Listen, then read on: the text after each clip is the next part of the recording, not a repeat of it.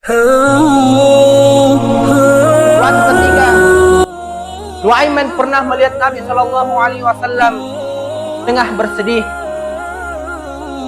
Lalu muncullah di pikiran Nuaiman ingin memberikan Nabi Shallallahu Alaihi Wasallam hadiah, akan tetapi ia tidak memiliki uang.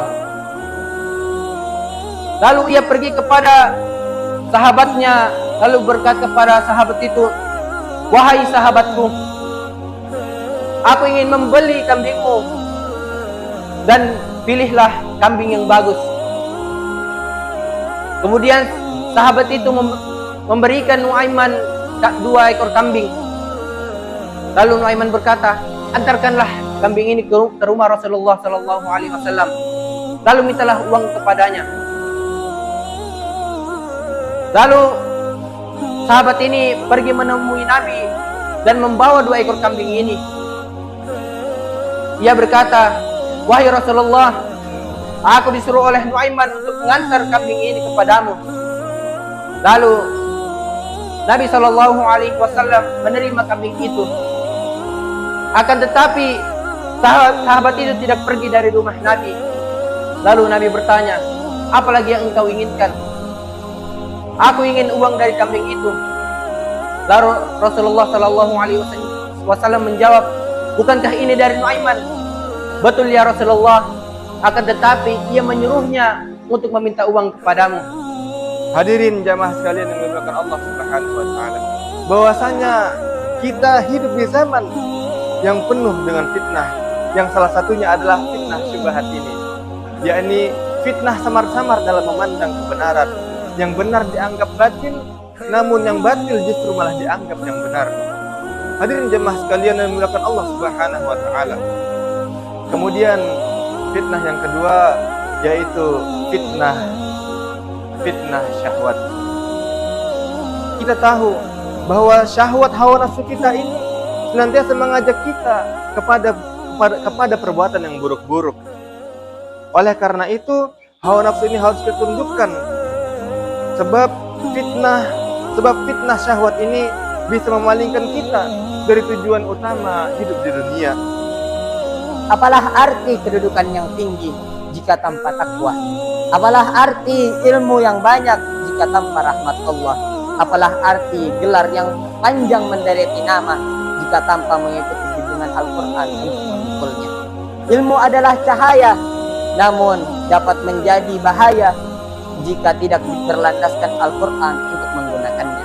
Sebagaimana bahayanya lampu kendaraan saat menyorot mata.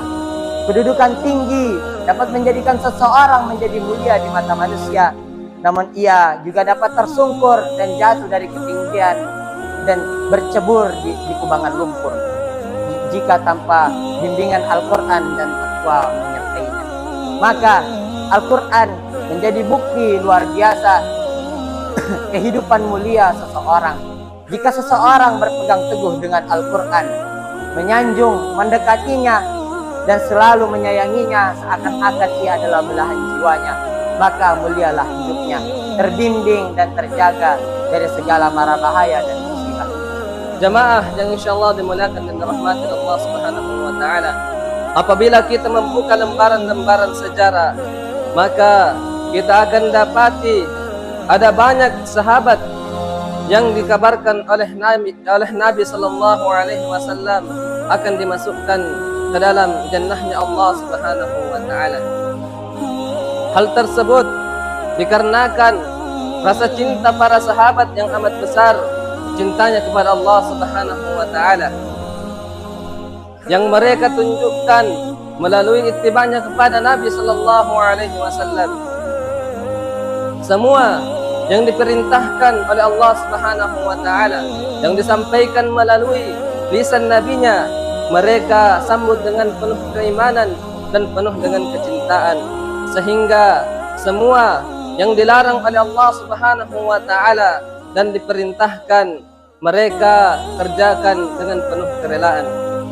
Abadi sebagai puncak kesombongan manusia, menjadikan diri Tuhan Maha Tinggi, lalu menganggap dia berhak memaksakan mana yang benar dan mana yang batil.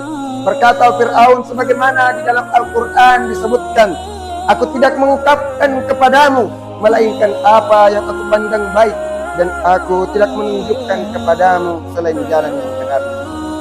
Tapi ada satu jalan lain.